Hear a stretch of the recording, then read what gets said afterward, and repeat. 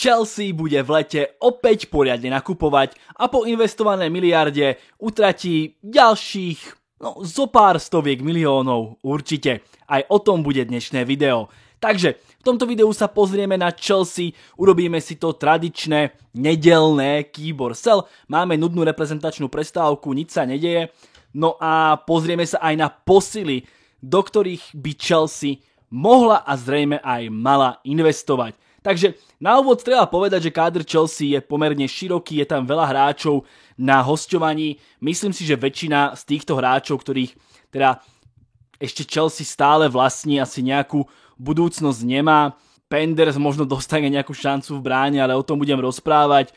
Broja, Sterling, Fofana, Kepa, Ugočukwu, proste tých hráčov je hrozne veľa. Prakticky skoro nikto nedostane nejakú šancu. Poďme na keep or sell a začíname Fofanom, ktorý je za mňa najlepší stoper. Samozrejme je veľká otázka, či Fofana dokáže ostať zdravý.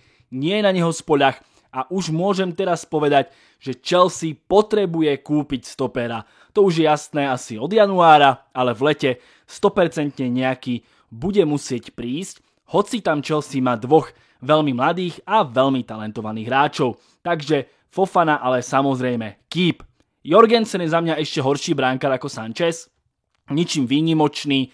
Sanchez si myslím, že ja mu neverím, že bude jednotka v Chelsea v ďalšej sezóne, ale môže to byť tá relatívne dobrá dvojka. Relatívne dobrá dvojka. Za mňa Sanchez lepší ako Jorgensen proste. Ja by som sa zbavil práve Jorgensena. Joao Felix...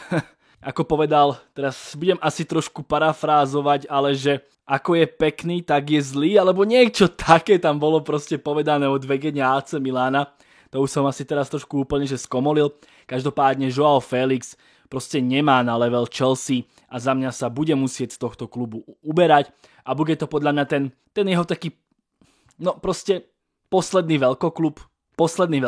Už keď sa nepresadí ani v AC Milano, tak tu veľmi nie je o čom. Joao Felix, jasný sell. Dewsbury Hall, katastrofálne výkony ako v lese, ako zvyknem rozprávať. Absolútne žiadna budúcnosť v Chelsea a do Chelsea ešte budú chodiť ďalší záložníkovia. Myslím si, že absolútne Dewsbury Hall bez šance.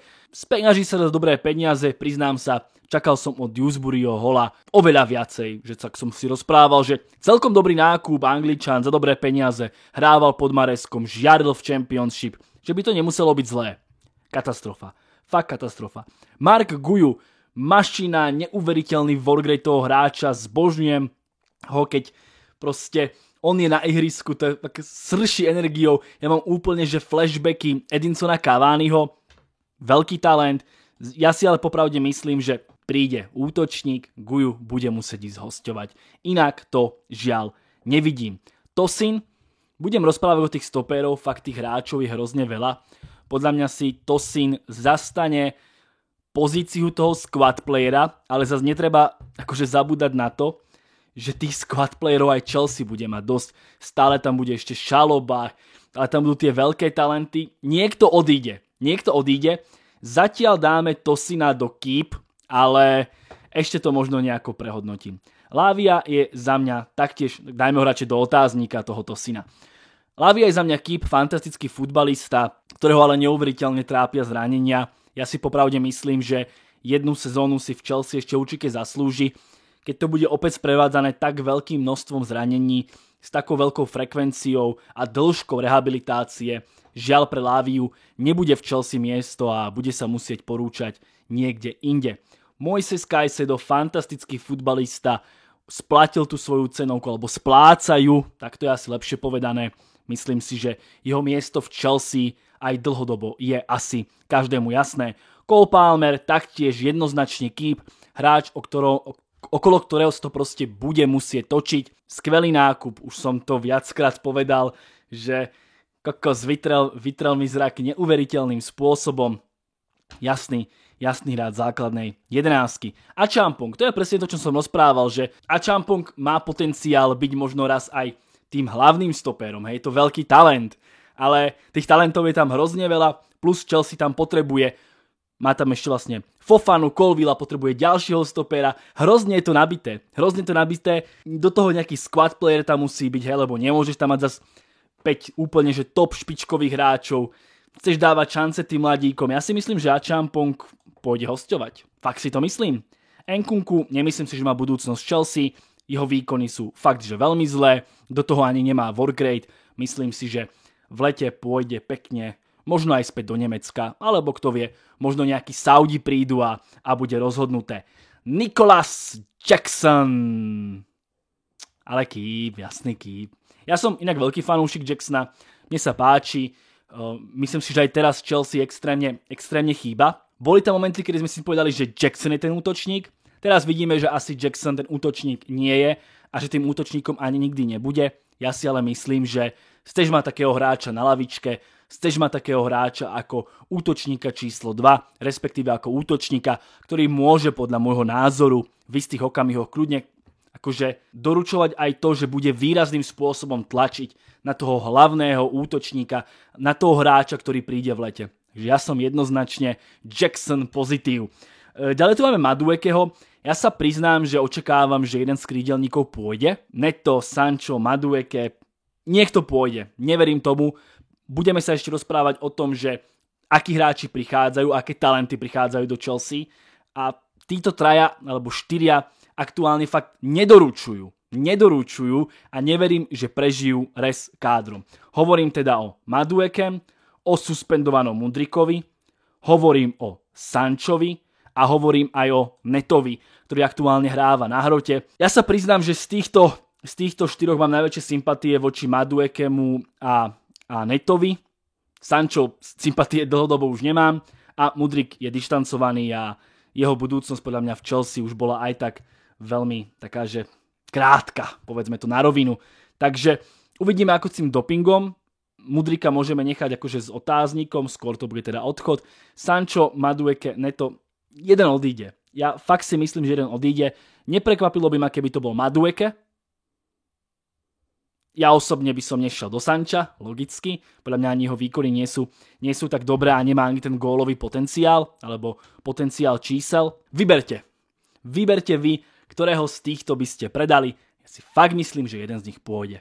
Fakt si to myslím. A možno práve aj tieto najbližšie mesiace rozhodnú o ich budúcnosti, takže kľudne ich môžeme nechať práve v otázniku. Enzo Fernández, jasný keep, fantastický futbalista, ktorý proste áno, mal aj horšie mesiace, ale aktuálne ukazuje, že proste je platným hráčom a bude platným hráčom. Malo Gusto, myslím si, že krajný obranca bude taktiež témou v Chelsea, že fakt budú nakupovať veľa.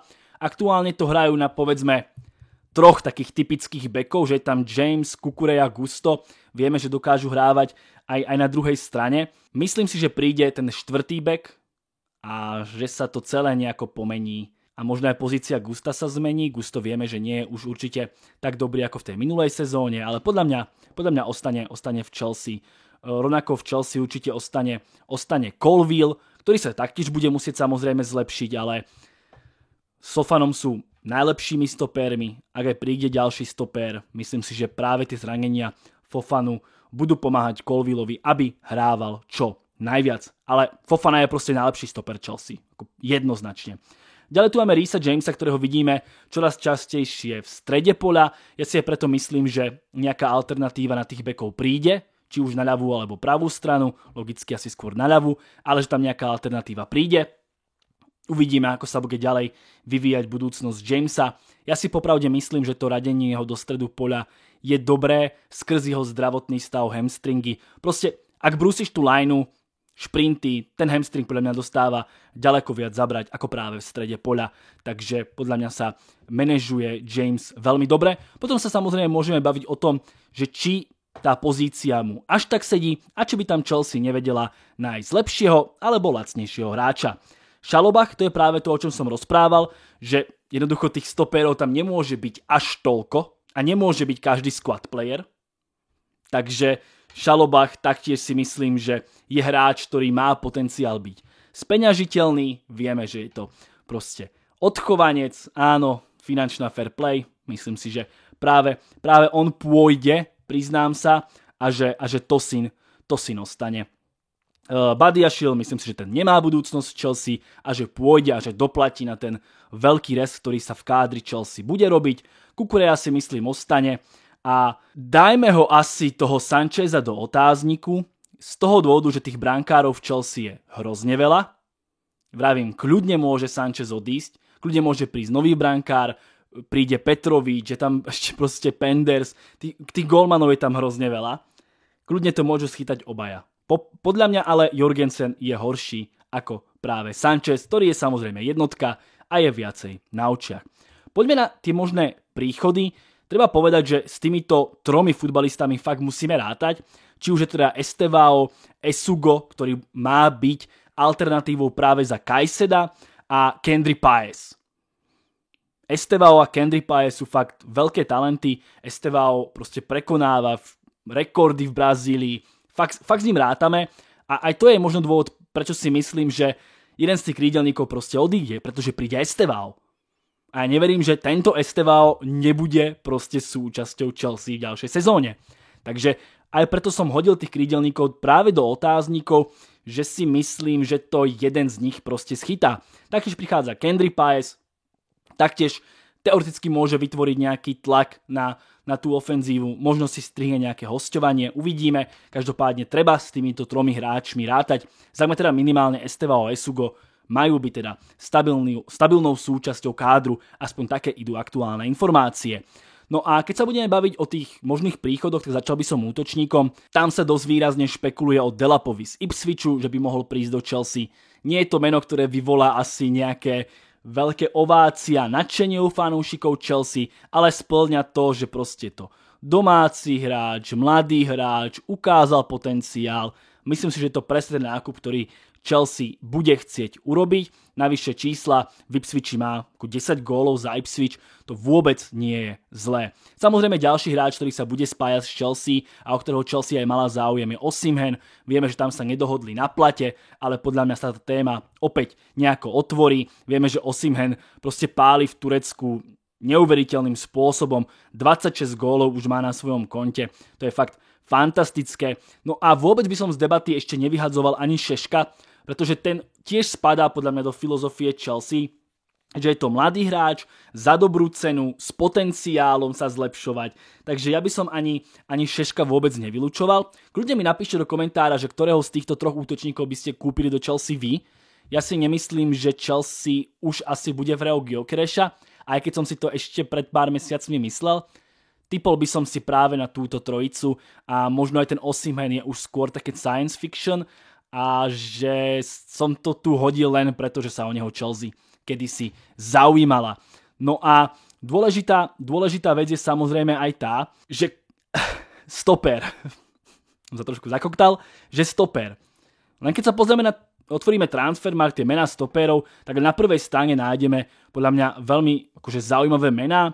Či už to je teda Murillo, áno, či je to už napríklad, kde ho tu máme, Lukeba, Scalvini, Inacio, to len zo pár mien, o ktoré by sa Chelsea mohla bez problémov fakt zaujímať. Nezabúdajme na to, že Chelsea sa v januári zaujímala aj o Gehio, ktorému o rok končí kontrakt a myslím si, že opäť v Chelsea v tom boji bude, pretože Gehi stále pomerne mladý futbalista, už to nie je ten 20-ročný talent, ale anglický reprezentant, Angličan, proste myslím si, že Chelsea fakt pôjde práve po Gehim. Takže aj toto je nejaké ďalšie meno. A už som rozprával aj o tých mladíkoch. Mamadou Sarr mal by byť súčasťou Chelsea na MS klubov. To je to práve ďalšie meno, s ktorým treba rátať. Je tam proste Anselmino, už je teraz od januára súčasťou Chelsea. Aj on možno dostane nejakú šancu. Že fakt tých stoperov je tam hrozne veľa a aj preto si práve myslím, že tých squad playerov tam nemôže byť toľko, lebo niekedy keď aj ten talent je ako kvázi squad player, že dostáva nejaké minútky pomaličky a proste zastáva pozíciu toho squad playera. Je to proste easy vec. Ale zase nemôžu tam ostať všetci, nemôžu tam ostať tí normálni squad playery typu Šalobach a Tosín, 4 ďalší stopery čakajúci na lavičke a ešte 4 top stopery. No ako však buďme úprimní. Takže ten rest proste tými stopermi bude fakt veľmi veľký a keď sa vrátime ešte tomu teammakeru, ja neverím, že to Šalobach proste prežije. Fakt tomu neverím. Podľa mňa ešte s Badiashilem proste pôjdu a tak tých stoperov tam bude hrozne veľa. fakt hrozne veľa. Myslím si, že, to som ešte aj nepovedal, vidíte, že koľko hráčov ešte bude mať Chelsea. Že ja som spomenul Paeza, Esteva, hej, ktorí len prídu. A koľko sa ešte vrátia z hosťovania. Príde Esugo. Andrej Santos. To je že aké meno. Fantastický futbalista. Takže vôbec by ma neprekvapilo, že aj keby z tých hráčov, ktorí sú keep, proste niektorí odišli, pretože príde dobrá ponuka napríklad. Alebo že si Chelsea povie, že tak máme tu možno hráča s väčším potenciálom. Ja som asi najviac vedavý na to, že kto neprežije ten rez na tých krídlach, lebo fakt neverím, že zo štvorice Mudryk, Sancho, Madueke, Neto proste všetci ostanú. Fakt tomu neverím a myslím si, že jeden to schytá. Nevyberiem, ktorý. Samozrejme, tí ostatní dvaja budú súčasťou Chelsea a myslím si, že budú dostávať aj pomerne pekné minúty. Takže napíšte mi do komentára, ako to hodnotíte vy, koho by ste podpísali, koho by ste si nechali. Fakt Chelsea má obrovský káder, dá sa s tým pekne vyhrať, ale pravda je taká, že Chelsea bude nakupovať veľa, bude predávať veľa a opäť to spôsobí poriadny rozruch. Mne je to ale, priznám sa, celkom sympatické, pretože kupujú hráčov, ktorí sú jednak talentovaní a jednak veľmi zaujímaví. Čaute.